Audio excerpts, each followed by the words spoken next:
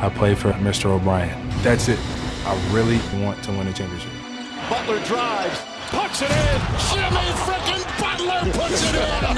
Woo! The Heat will let it play out. It's over. The Miami Heat with an inspirational season fall short. If I was playing, Boston would be at home. New York, damn sure would be at home. If you're not on the court playing, keep your mouth shut. Butler told Pat Riley he wants to be traded. I want to get my joy back, wherever that may be. He suspended Jimmy Butler indefinitely. Can you get your joy back here on the court? Probably not. It's our daily Jimmy check-in because we're seeing dominoes fall ahead of Thursday's trade deadline. But Jimmy Butler, he remains with the Miami Heat as we say hello once again to our senior insider, Shams Charania here. Shams, how close is Miami to finding a trade partner for Butler?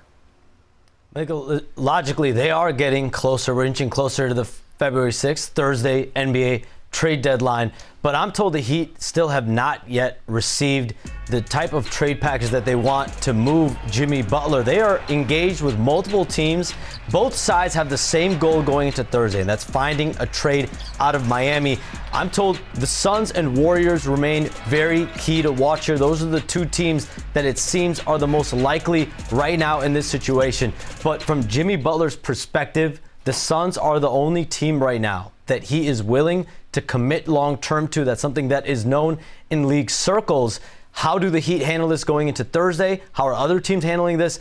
And how will it come down to Phoenix and Golden State? We'll see. If the clock is ticking, Shams, we will continue to check in with you as we get closer and closer to that trade deadline. Really appreciate your time. All right, we're 2 days away from the trade deadline. And with all the drama that's surrounding Jimmy Butler and the fact we haven't seen him right in full force since mid-December, it's easy to forget that he's a bucket. Playoff Jimmy, it's a thing because he has a higher career playoff average in points, rebounds, assists, steals, and blocks per game compared to the regular season. And he's one of just 10 players in NBA history who can claim that. Jimmy, as we just heard Brian Shams say, only has one team on his mind. It is the Phoenix Suns. Why is it so difficult, even more so this year than last year, to have that kind of trade come to fruition? Yeah, because of this apron system, and really forget about trying to learn the apron rules. Basically, it's like the whole league is like a spaghetti bowl right now. Everything falls on top of each other. And you start having two teams have a trade, they need a third team, then they get involved, then they need a fourth team.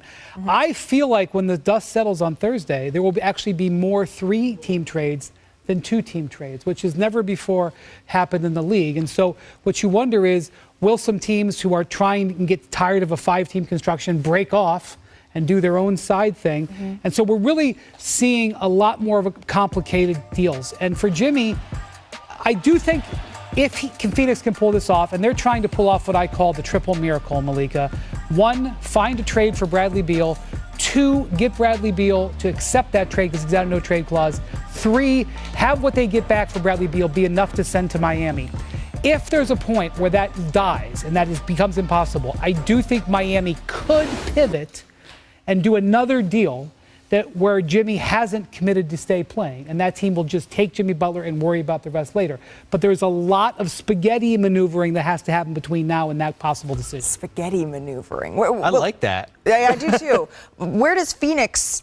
I mean, is he the? Yeah, where does Phoenix fit in this carbonara? Is it a meatball? Is it a factor? I think I'm going to throw a football analogy. I think they need to throw a Hail Mary to get Bradley Beal to a third or fourth team. Okay. I think that's where we are. I think we're running out of options here, right? When you look at the landscape of all 30 teams here, as far as getting him there, him waiving the no trade clause, and then, of course, absorbing that $111 million in salary here. So I think realistically with Jimmy Butler, I think if there's a team out there that says, you know what, I don't care if you opt out of your contract. I don't care if you become a free agent.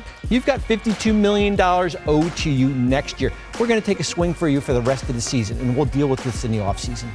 It's just with the Suns, it feels like they've done this a couple of times now, and it's curious that they're kind of looking to make that exact same move for a star that's a little bit older, potentially again here. Brian. How's it going, everybody? Villa Sports Network here. Just want to thank you guys for your support on the channel. Thank you guys for watching the video. Hope you all enjoyed it. Also want to kind of remind you to don't forget to leave a like on the video, subscribe to the channel, and leave a comment on the video if you like as well. But regardless of the fact, thank you again for your support, and hope to see you on the next video.